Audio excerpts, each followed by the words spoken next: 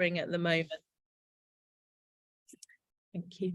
And then we're going to open it up for thoughts, questions, contributions, and discussion. So the things to remember are: share your thoughts, questions, contributions, and discussions in the chat box, and put your hand up towards the end. We'll be taking questions as we go as well. Dave and Lucy in particular, thank you for turning your camera on. It's lovely to see you. So we're going to turn first to Ben. So Ben, do you want to set out for the group here what this project is and what we're embarking on? Yes, thank you, Polly, and thanks so much for everyone for joining so promptly and coming along to hear about our new paper. I'm just going to give a very quick introduction to the programme of work we're running here at Demos, and I've just got a couple of slides to help me with that. So the background here is we believe the UK has entered a new age of inheritance. My colleague Dan is going to give a short presentation after me about what we think this new age of inheritance is. So I'm not going to spoil that, but just to say we think it's going to have significant ramifications for the UK economy, for British society, and it's really important that we have a conversation about what this new era means for us all. And just to flag this new programme of work, which we kicked off last year and will be running until the autumn of this year, is supported by the Aberdeen Financial Fairness Trust, and we are extremely grateful for their support for this work. So the programme has kind of three hopefully simple objectives. The first is we really want to have a much better understanding of where the public lies on issues relating to inheritance. Many of you will have been involved in research about inheritances before, and there are some things that we all know about what the public thinks. So, for example, we do know things about inheritance tax and its unpopularity, but really getting to a kind of deeper understanding of where the public lies is really important for understanding where there may be scope for kind of reform and positive change in the future. There hasn't actually been a huge amount of public attitudes research done in detail recently in a UK context, so we're really hoping to kind of add to that literature. So that's the sort of research side. In the kind of more sort of organisational space, we really want to build a community of people who are working in the UK who are really interested and passionate about this topic and are doing new and exciting research, policy work, campaigns, whatever it might be around inheritances. And the primary form for kind of organising that is something called the Inherited Wealth quarterly calls, which I'll come on to talk about in a minute. But we really want to get other people interested in this topic. I'm very passionate about it. I think it's absolutely kind of one of the key challenges and facets shaping modern British life, and we're really encouraged, really want to encourage other people to work on it as well. And finally, yeah, this is all kind of feeding into hopefully starting a new positive and an interesting conversation at a kind of national level about what we call the UK's new age of inheritance. So how are we actually going to do that?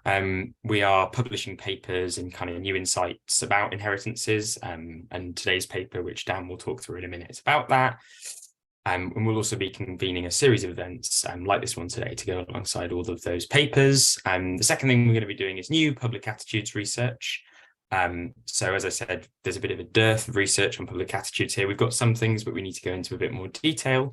So we're going to be doing a survey, and we're going to be analysing that survey using something called cluster analysis.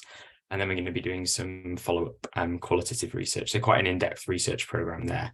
And then the other element is these Inherited Wealth quarterly calls. So we actually ran the first of these in December. They're going to be run on a quarterly basis. The next one will be in March. If anyone on this call would like to join, please just drop me a line. My email I'll put in the chat, and we can make sure you get added to the next one. And that's just for anyone spanning all kind of sectors, businesses, anyone working policy in government, and also people in charities and kind of research organisations like think tanks to come along and just share what they're working on and hear from other people what work they're doing on inheritances and inherited wealth. And just a quick kind of to give you a sense of where we're going, we published this paper today, and we're going to be sharing research findings from the survey later in Q1. In Q2, we will be publishing the findings of our focus group research, and then we'll be going to publish some kind of some arguments from kind of more conservative audiences and more Labour audiences about why this is an important matter. And we'll be doing final reporting later in the autumn.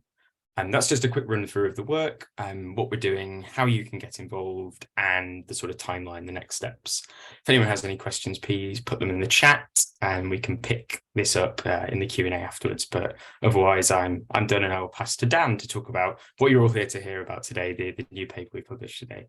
Thank you. Cool. Yeah, I'll Thanks just. sorry, Ben, thank you so much for that.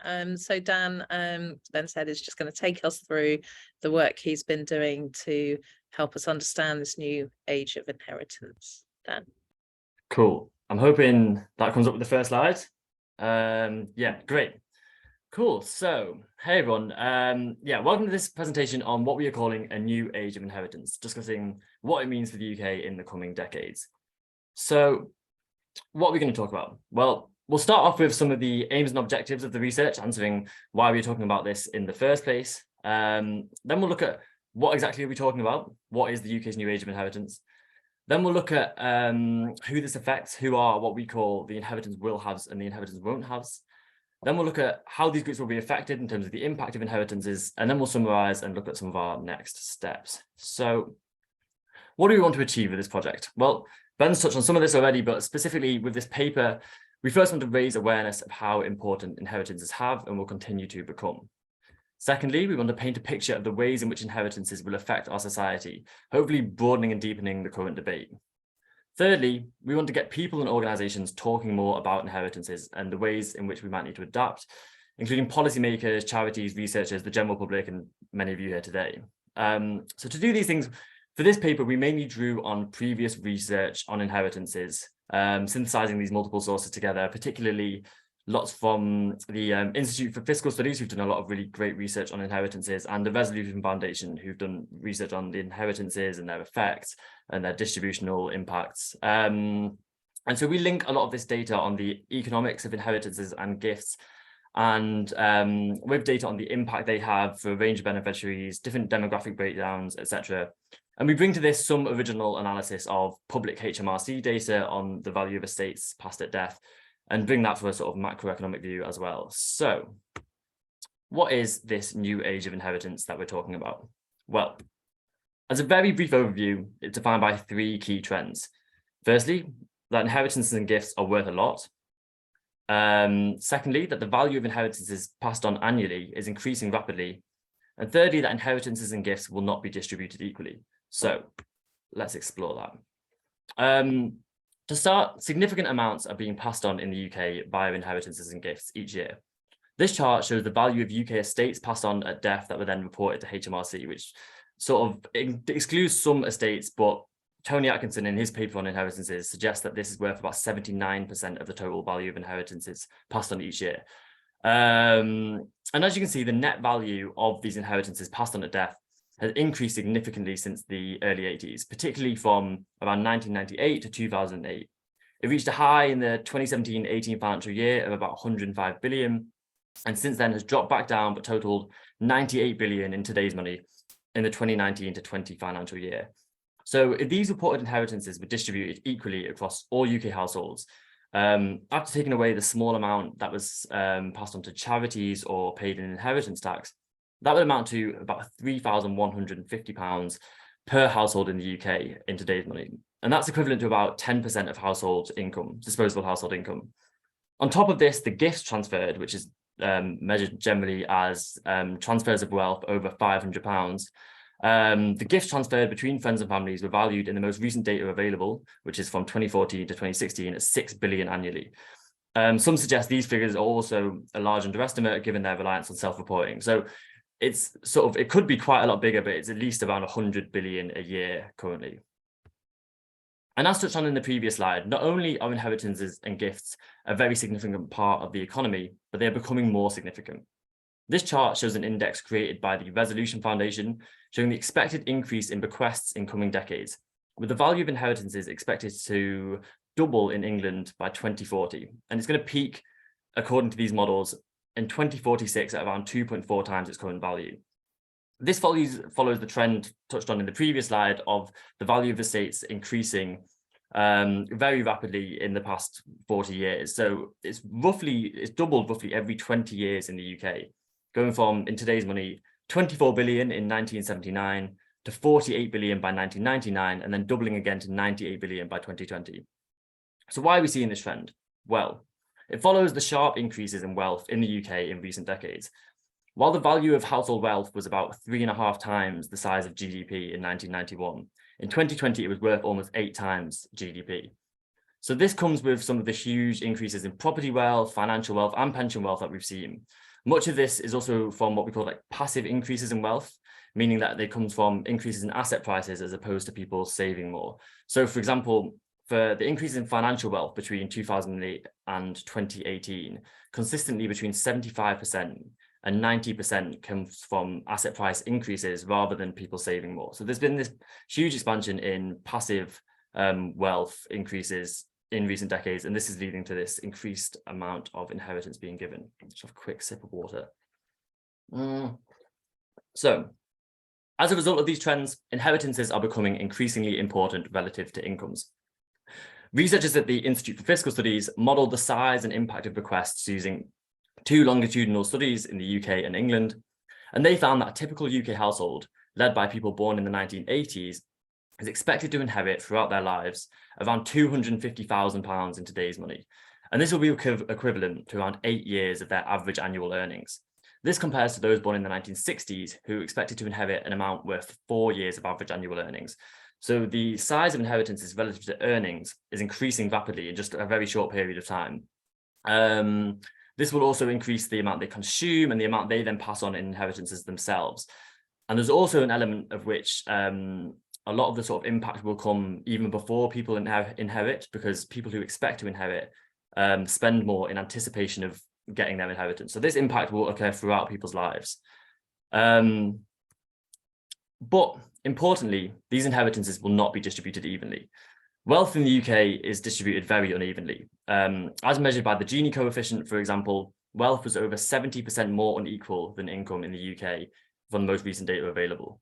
And these inequalities have only been increased by the pandemic. The net wealth of families in the top wealth decile in Great Britain, so the top 10%, increased by over £50,000 per adult during the pandemic. That's 750 times more than the wealth increase for the bottom decile, which was just £69 per adult. So this chart shows modelling from the IFS again through their simulations using these studies, and illustrates how wealth inequalities are then reflected in the distribution of inheritances. So according to this IFS modelling of individuals in England born in the 1980s, the top 25% of inheritors are expected to get at least £284,000 throughout their life in today's money. The top 10% are expected to get at least £495,000. And this compares to the bottom 25% getting less than £30,000 and the bottom 10% all getting less than £850. So there's massive distributional inequalities in inheritance that are expected for those who will inherit in coming decades. The distribution of intergenerational gifts is also highly unequal. For this data, which is from the ONS in the most recent period available from 2014 to 16, those in the wealthiest 40% in Great Britain typically received gifts and loans worth, again measured as gifts over £500, worth £1,500 in that 2-year period. And this is almost 3 times as much as those in the bottom 20% in terms of wealth, who got just £600. And again, the actual distribution of gifts could be a lot more uneven than this. This is just separated by the wealth quintiles. So there'll be some people who get a lot larger gifts, some people get a lot smaller gifts. So as the value of inheritances increases, there will be this growing divide between those who will get large inheritances and gifts versus those who won't. In other words, there will be this new division between what we call the inheritance will haves and the inheritance won't haves. So who are the inheritance will haves and won't haves? What characterizes them and what divides them? Firstly, income. Income is already quite unevenly distributed in the UK, but on top of this, those in the highest incomes will also get a significant proportion of the wealth transfers. So this chart, again from modelling by the IFS, shows that this will continue for those inheriting in the coming decades, because this is for modelling for those from the 1980s. And of people born in the 1980s, those in households with the highest lifetime incomes in the top quintile, the top 5th, are expected to inherit over 2.5 times as much as those with the lowest incomes. So these people who can already save more through their income will also get a lot more of the wealth transfers in coming decades. Secondly, racial groups. This chart shows the median of inheritances and gifts received per person during the period 2014 to 2016, again using data from the ONS. Most people will not have received the inheritance from their parents during this period, so this is mainly reflective of gifts. But this shows that people of white British ethnicity typically receive £3,000 in wealth transfers during that period. And that's 50% more wealth than those from the second highest inheriting group, which is people of Indian ethnicity. But people of Black African, Chinese, Bangladeshi, or Pakistani ethnicity typically receive nothing during this period. So these are massive distributional inequalities, and this looks set to continue in the future. The net wealth of a typical household in Great Britain of white British ethnicity was over 9 times larger in the most recent period available than that of a household of Black African ethnicity. So again, there's these massive wealth inequalities, and these are reflected in big inequalities in the amount of wealth transfers received by different racial groups. Thirdly, region. So we all know that the government's levelling up agenda has sparked renewed interest in regional inequalities. But the new age of inheritance may exacerbate existing regional inequalities. A typical person in London born in the 1970s is set to inherit almost £300,000 throughout their life, while for a typical person in the southeast, it's £270,000. This, compared to the northeast, is 3.5 times larger as those in the northeast of England, which is roughly £80,000 expected to inherit throughout their life. And these disparities, again, have been expanded by recent changes in wealth. While wealth in London and the southeast grew in real terms by 62% and 43% respectively from 2006 to 2020, wealth actually reduced in the northeast by 17% in that time. So recent changes in wealth have expanded these disparities, and these will be reflected in the inheritances in coming decades. Fourthly, education. So it's widely known that those with higher levels of education tend to enjoy higher income levels throughout their life. But the data also tells us that those with higher levels of education also have much wealthier parents, and we can therefore expect them to inherit more throughout their life as well. So again, from IFS modelling of people born in England in the 1980s, a typical person with university level education is expected to inherit 172,000 throughout their life. And that's almost twice as much as the typical individual whose highest qualification is GCSE level, who's expected to inherit 88,000. So we've discussed what characterizes the will haves and the won't haves, and how it will correspond with certain existing social and economic divides. But in what ways could they be affected, like in their life? How will inheritances and gifts change their experiences and their behaviors, etc.? So firstly, there is a big impact on social mobility, the extent to which a person's background affects their level of prosperity in life. So putting inheritances to one side for a second, people from wealthier families are less likely to end up with low lifetime incomes for a range of reasons. For example, the effect of cultural and social capital. So taking that situation, according to IFS modelling of UK households led by people born in the 1980s, of those from the wealthiest backgrounds, which is parents in the top fifth, just 6.6% are expected to end up with the lowest lifetime incomes, which is in the bottom fifth.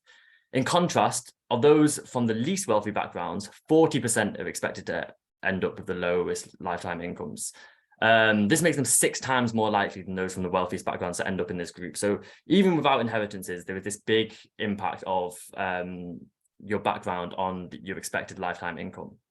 But as this chart shows, once inheritances are taken into account, this picture becomes even more unequal. When accounting for inheritances, for those same households, those from the least wealthy backgrounds are expected to be 12.5 times more likely to end up with low lifetime incomes when compared to those from the wealthy backgrounds.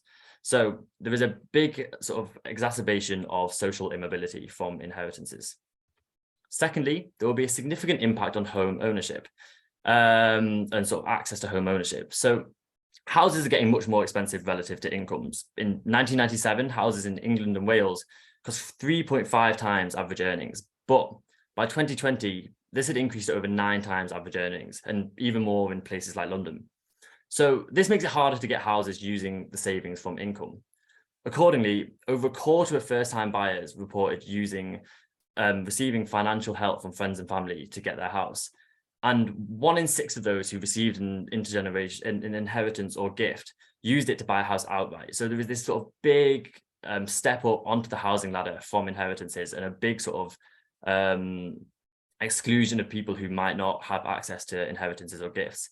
And this contributes to big sort of inequalities in home ownership. Analysis from the Resolution Foundation found that young people from 20 to 35 years old whose parents own property, 32% of them are themselves homeowners. But for those whose parents don't own property, just 11% are themselves homeowners.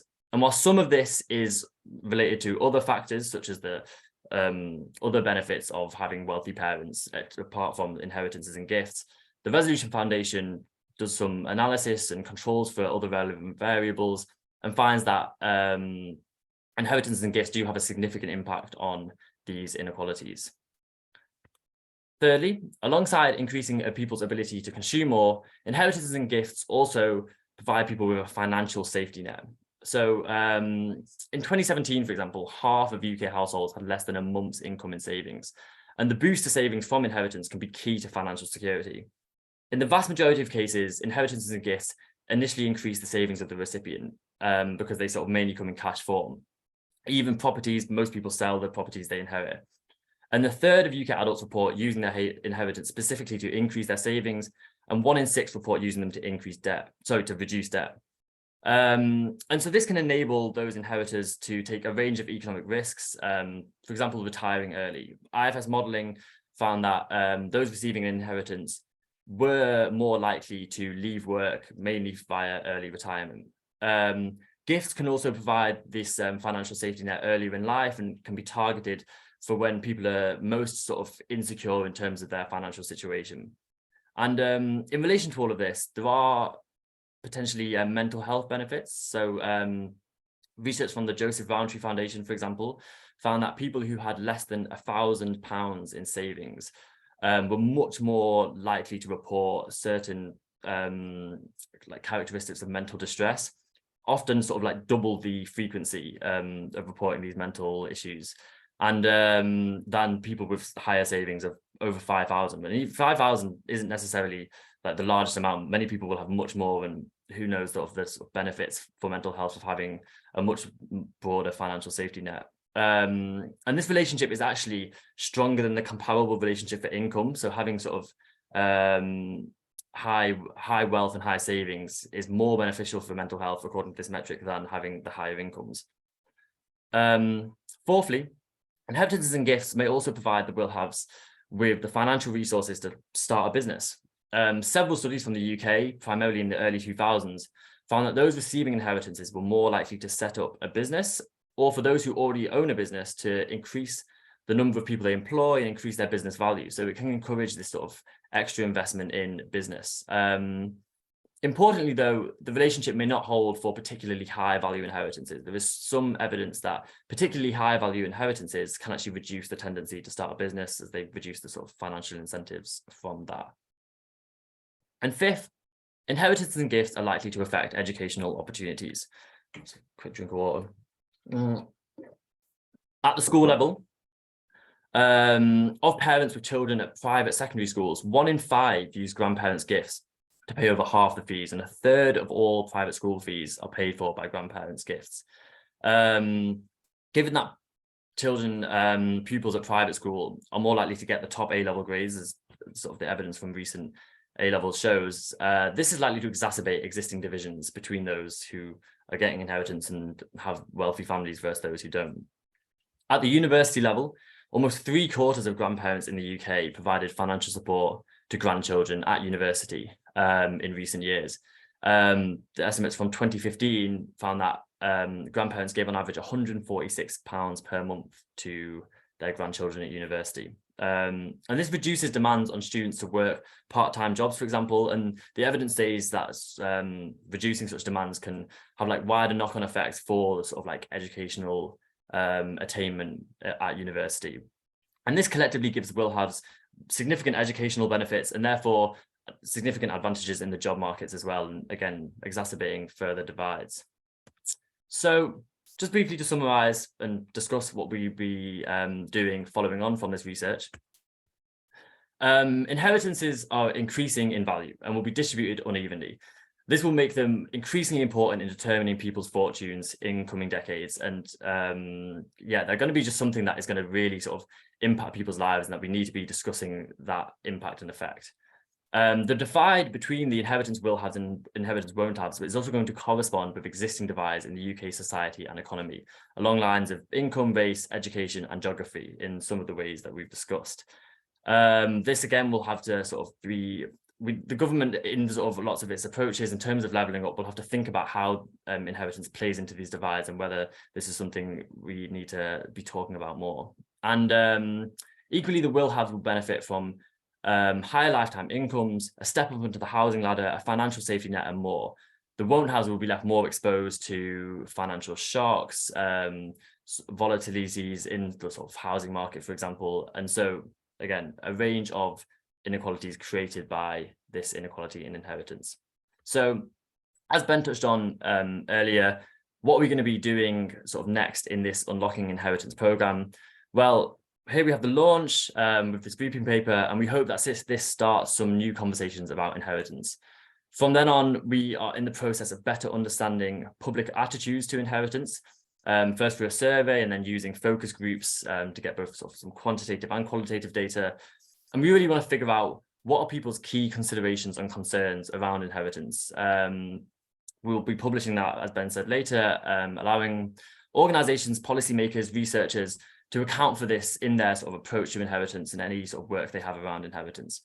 And lastly, we'll be working to advance the conversation through the quarterly calls, through further briefing papers and future events. We really want to keep this on the sort of wider agenda and get people to bring new ideas around inheritance, be sort of taking new actions in the space. And yeah, we're really looking forward to some of the next stages of this program. And that is all. Thank you very much. I will pass back to Polly. Dan and Ben, thank you so much for that. That was really clear and insightful, and I think kind of really paints the picture of this kind of new age of inheritance we're living through. I'm just keen to get questions, comments, thoughts, feedback from the audience, people who have come today. So do leave your questions in the chat, or you can raise your hand and I'd love to bring you into the conversation as well to share your thoughts. Got a couple of questions that have come in already. So Kate's asking, what is the role of house prices in this? To what extent do they account for these recent rises in value of inheritances? Dan, do you want to take that question? Yeah, sure. I haven't got the sort of exact stat to hand, but the answer is a lot. Yeah, there was a massive increase sort of from the 70s, 80s, and 90s in both rates of home ownership and in house prices thereon. And this is a sort of massive increase just in general wealth. And then, as you can see from the sort of chart initially, the amount that property wealth is taking in the value of estates passed on in the UK has been increasing quite significantly, particularly since the 90s. So yeah, I mean, the answer is a lot. And it is quite an interesting thing. I actually came across a stat the other day that was quite interesting, which is that a majority of people in the UK would be happy with a situation of 0% house price growth, because it's this sort of issue of house price increases that basically, once you're in the housing market, you then get all this extra property wealth, but then you sell your house and you buy another house, and again, equally the house price has gone up. So you're basically just sort of like switching like very expensive assets. And so really the sort of main impact of this house price increase is just to sort of create this exclusive class of people with sort of like who got houses before this sort of house price boom, and are now passing them on to their children, allowing a lot of these sort of advantages. But then for those who didn't benefit from getting houses in those earlier decades, there's a whole set of excluded people who will now find it much harder to get onto the housing ladder with this massive increase in the price of houses relative to incomes. And inheritances really will be sort of playing a big role in determining who gets houses in the coming decades, I imagine. And just kind of relating to that, I had a direct DM question as well, which is this a temporary age we're about to live through? You've seen the big increase and then the peak in 2046. What happens after that? Because I suppose that has quite profound policy consequences as well. Is this a temporary age of inheritances, and is that because of the decline in home ownership amongst younger people? First thing is, I think it's very hard to know. And even these models that sort of forecast into the next 25 years, there's a great deal of uncertainty in that. In the whole of wealth research, there's a great deal of uncertainty. It's very hard even just to count the amount of wealth in society, let alone count then the amount that people are going to pass on in inheritance. The way they do it generally is through surveys on expectations for inheritance. And of course, people's sort of expectations for inheritance can only go so far in the future. You can only, and most people's inheritance expectations are very uncertain.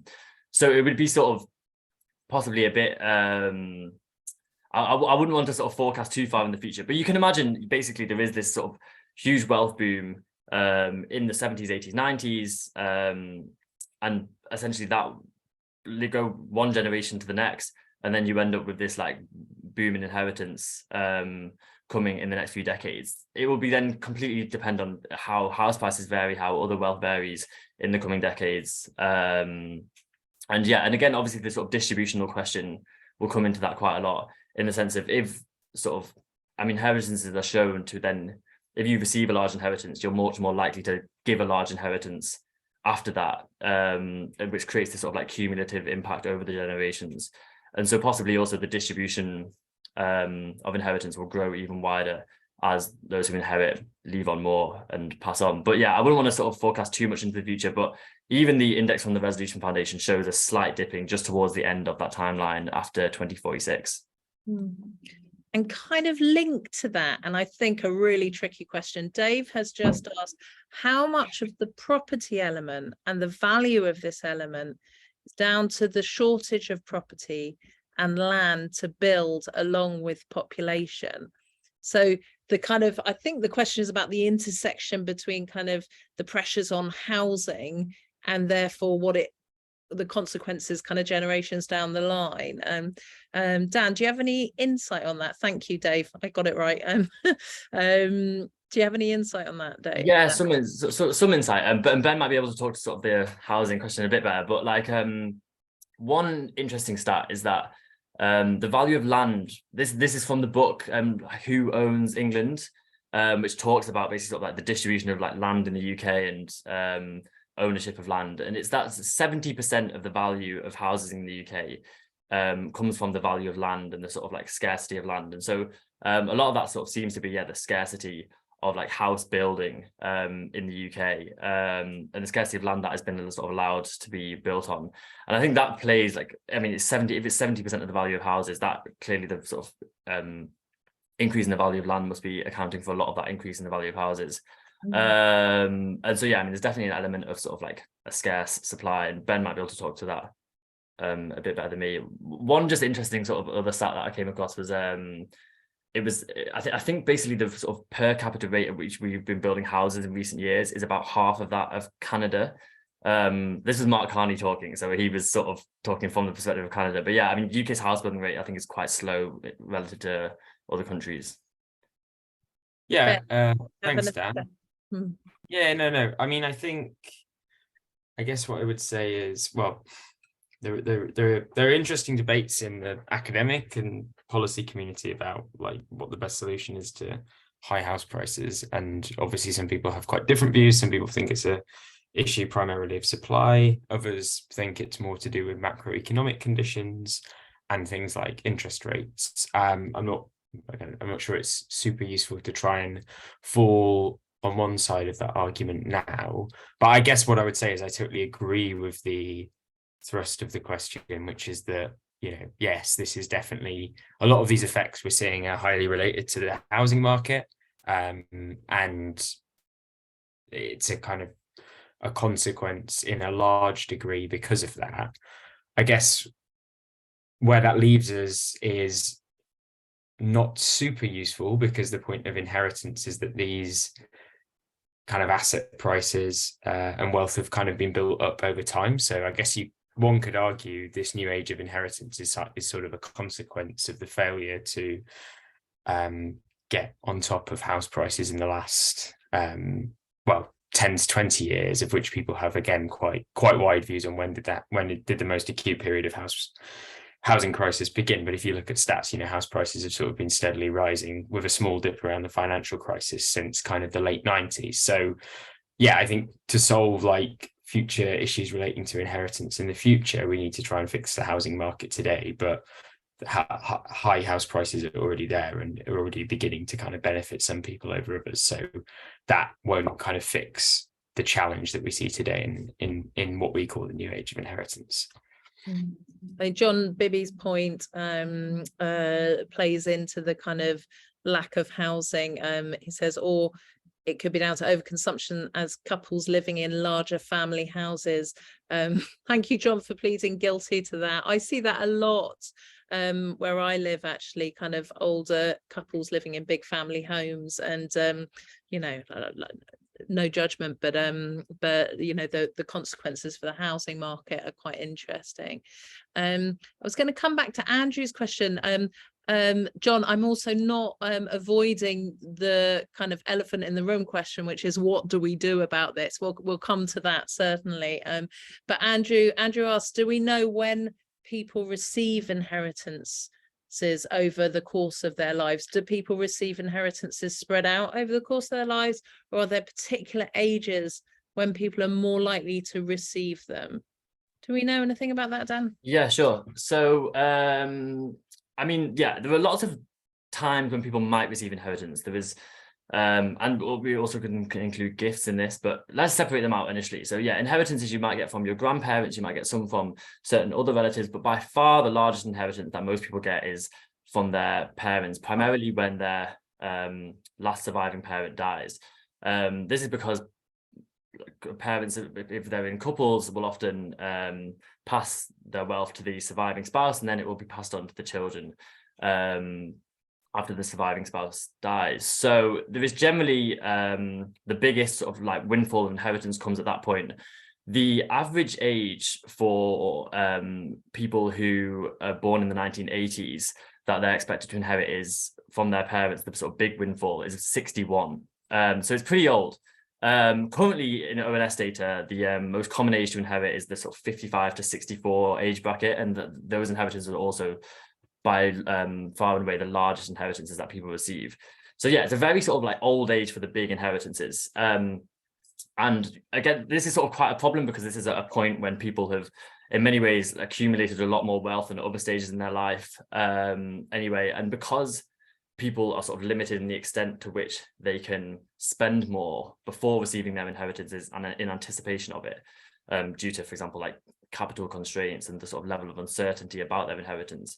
This means that people might be sort of like have very little wealth throughout their life and very sort of little ability to sort of flex their savings, and then suddenly get this massive windfall at age 61 and have sort of less sort of use for it to maybe start a business, or less use to sort of pay for kids' education or put a deposit on a house, etc.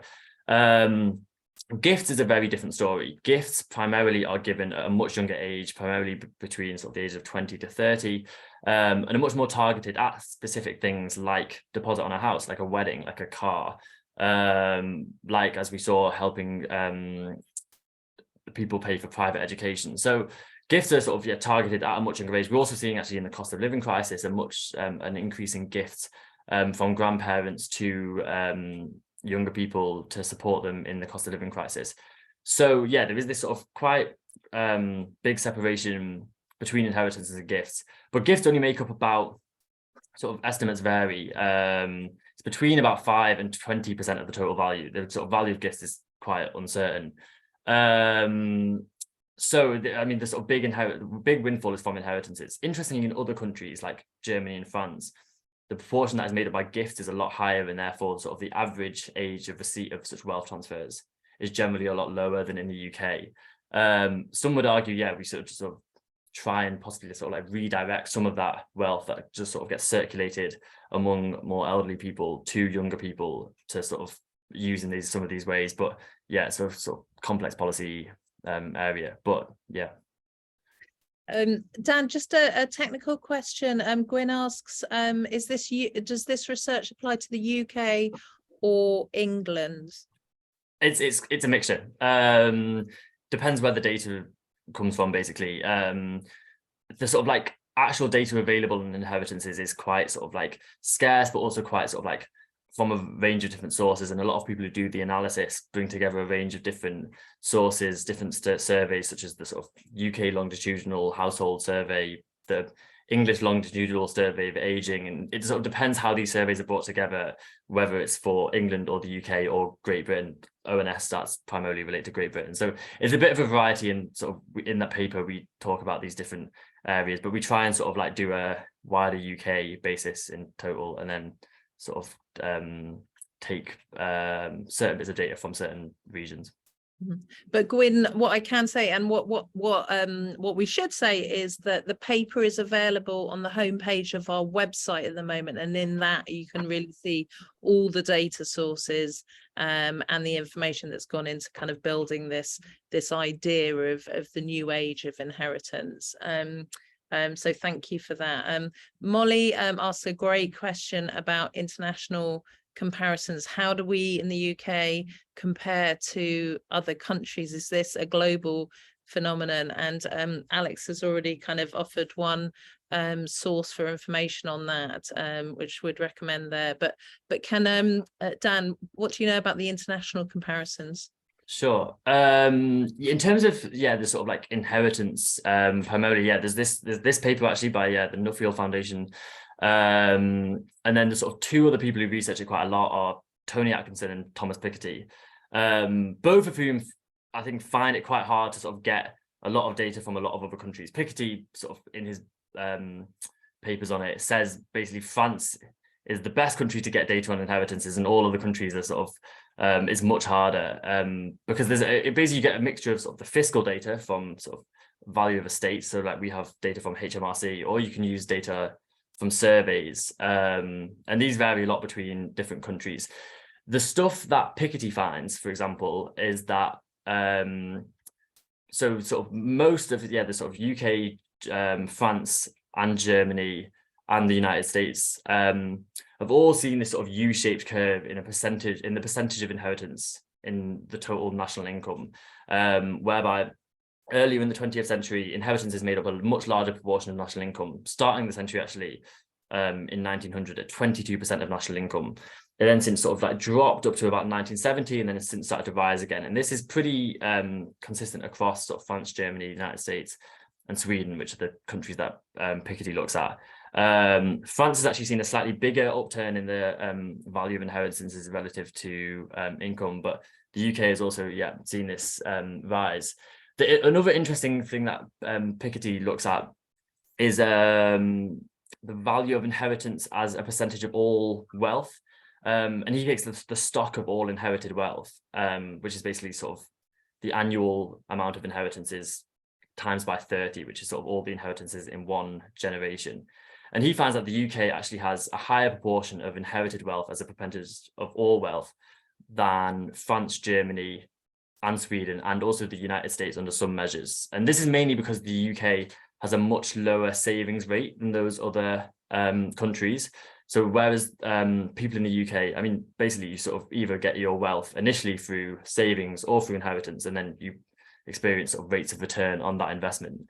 But the UK saves at a lot lower rate than France, Germany, and other comparable countries. And so a lot of our sort of the original sort of the initial source of wealth comes from inheritance at a much higher rate in the UK than in other countries. I love this question from John Bibby. What proportion of wealthy people do not pass their wealth to their family? Cool. Again, I don't have the exact stat on that, but I know it's pretty small. Family is by far the sort of main place that it goes. There's a small percentage goes to charity, and I haven't actually looked at the sort of distribution of that. I'm not sure how sort of clear the data is, but the sort of amount given to charity varies between sort of like 1% and 4% in the official sort of HMRC data of inheritances. Obviously, sort of wealthier families will also pay slightly more inheritance tax, so some of that doesn't go directly to the family. But yeah, primarily it will go to the surviving spouse and then to the children or the grandchildren. One thing is interesting is that wealthier families do give more sort of in absolute terms of their wealth to grandchildren. So yeah, so there is sort of that element. I think maybe it's also more in proportional terms, but basically, yeah, so there is sort of like, it's slightly different, but I'm not sure exactly on the stats, but I imagine it's basically the vast majority will still be going to families, primarily surviving spouses, and then to children. So that's really interesting that your point around grandchildren in wealthy families kind of inheriting as well. It just shows a kind of a different kind of generational dynamic at play there. Really interesting. Victoria asks, to what extent is it useful to think about the way inheritance reproduces inequalities through the language or lens of class? Yeah, that's a really, really interesting question. I mean, so yeah, the sort of class question is very confusing because obviously sort of inheritance is just one part of a much bigger picture on how inequalities are transferred across generations. Class is sort of like one aspect of it. Class is obviously quite broad and sort of encapsulates all these different aspects. But I mean, it goes from sort of like diet, things like sort of like educational opportunities, sort of like housing quality, for example, and all these things determine sort of economic opportunities in life and are sort of affected by parental background. Inheritance, yeah, is obviously one part of that. And it definitely sort of, I mean, I guess there's like a class element in the extent to which I think it can be quite sort of taken for granted, the idea of having wealthy family and having that sort of ability to, it's in the sense of, even if you don't receive lots of sort of like gifts and inheritance from your family, or you haven't yet, the idea of having a wealthy family, knowing that that could be a possibility, adds a sort of like, not only a financial safety net, but a whole sort of like different way of viewing sort of like financial security. In the sense of sort of people with like low levels of saving, which is sort of like quite a lot of people in the UK have very low levels of saving. I think it's something like sort of, I can't remember the exact stat. I know it's 65% of single parents have less than a month's income in saving. And so a lot of those families are basically sort of like one accident or one sort of like financial problem away from potential catastrophe, in the sense of just then they've got sort of no savings, they sort of build up debt and it becomes this sort of cycle of issues. But just having the like wealth in the family and knowing that that could be transferred to you if you ended up in a situation that was put you in basically sort of like financial difficulties, adds a whole new way of sort of viewing the world. And I think that sort of like plays into that idea of like class quite strongly, in the sense of it sort of doesn't, it means you can consider less all these sort of like financial risks in the world, which I think can allow you to sort of navigate the world in a slightly different way. And just one more point on that, there's quite an interesting study, I can send the link on the chat later, looking at how wealth transfers across generations. And it basically finds that if you look at direct descendants, the sort of elasticity of wealth, which is basically if there's a 10% increase in wealth for a parent, how much does the wealth of the child increase, is about like 0.4. So it's 10% increase in wealth equals a 40% increase in the wealth of a child.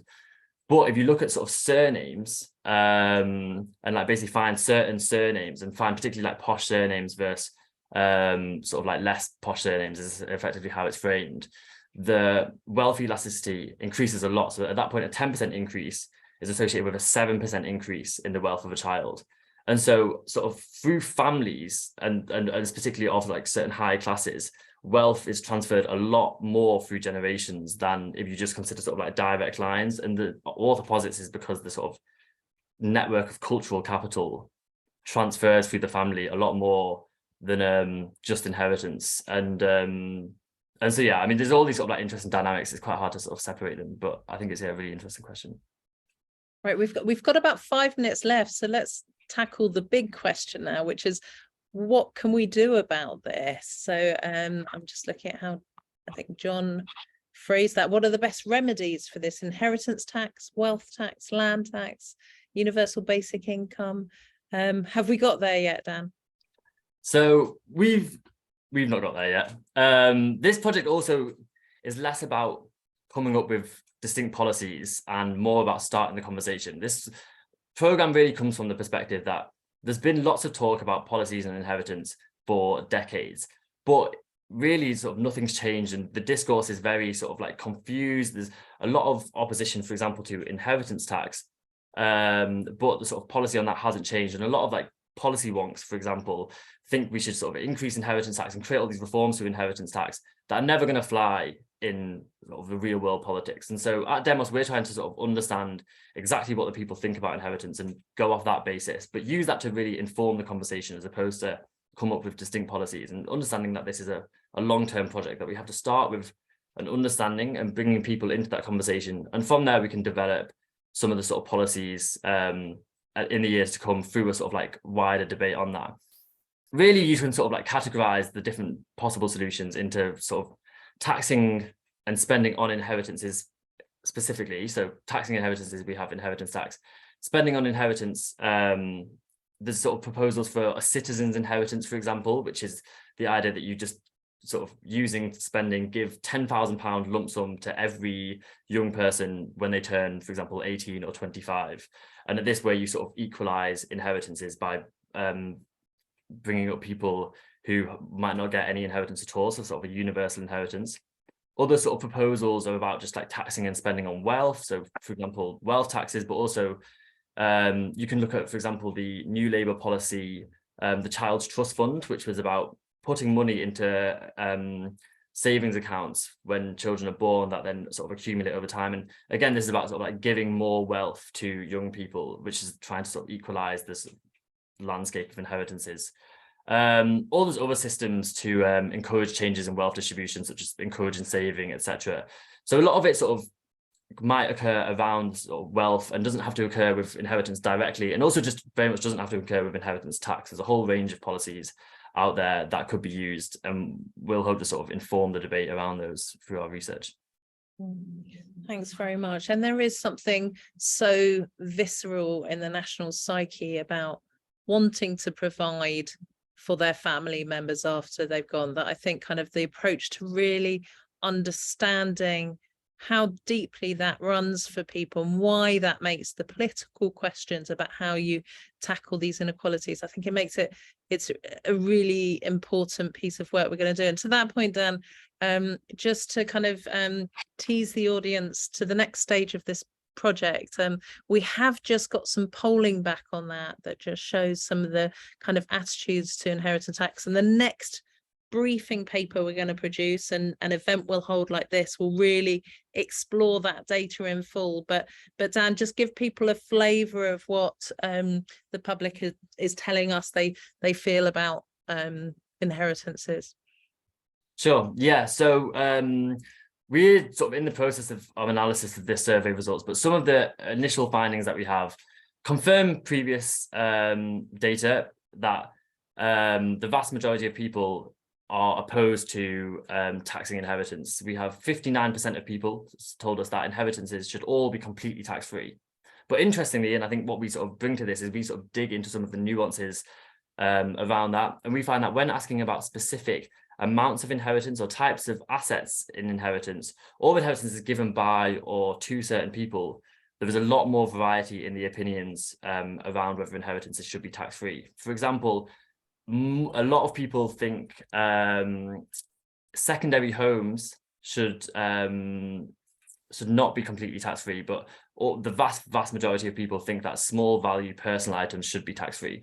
And we dig into some of the sort of reasons as to why people think inheritances should or shouldn't be completely tax-free. The main finding that comes out is quite a sort of like individualistic take on inheritances, with the vast majority of people thinking the state shouldn't involve in inheritances because people can do whatever they want with their money. And people think this is quite like an important part of being a free individual and a very private issue, and a private issue for the individual and for the family. And so we're going to sort of dig into what drives that opinions, what sort of demographics that relates to, how this relates to people's experience of receiving an inheritance, their aspirations for receiving an inheritance, and also their understanding of the role that inheritance plays in society. And some of the findings that will come out of that, I'm sure, are really interesting, and there's a lot of really interesting ones that we've already found. Well, listen, Thank you so much for fielding some really brilliant questions from our audience here. It's always a sign of a really good conversation when you have 38 people join at the beginning of an online event, and an hour later you've still got 38 people there. So I've really enjoyed this conversation. The next stage in this program is to really dig into that public attitudes data, which we'll be sharing in our next briefing document and in another event like this. Do get in touch with Ben if you'd like to join those quarterly calls as well. We're really trying to kind of build the conversation around this subject, because we recognize the real tensions between the reality of the inequities and the reality of how people really feel about inheritances. So do join us and be part of that conversation. Thanks so much for joining us today. It's been a brilliant conversation, and hope to see you all again on the next call. Thank you. Thanks so much for coming, everyone. See ya. Thanks, Bye. everyone. Bye.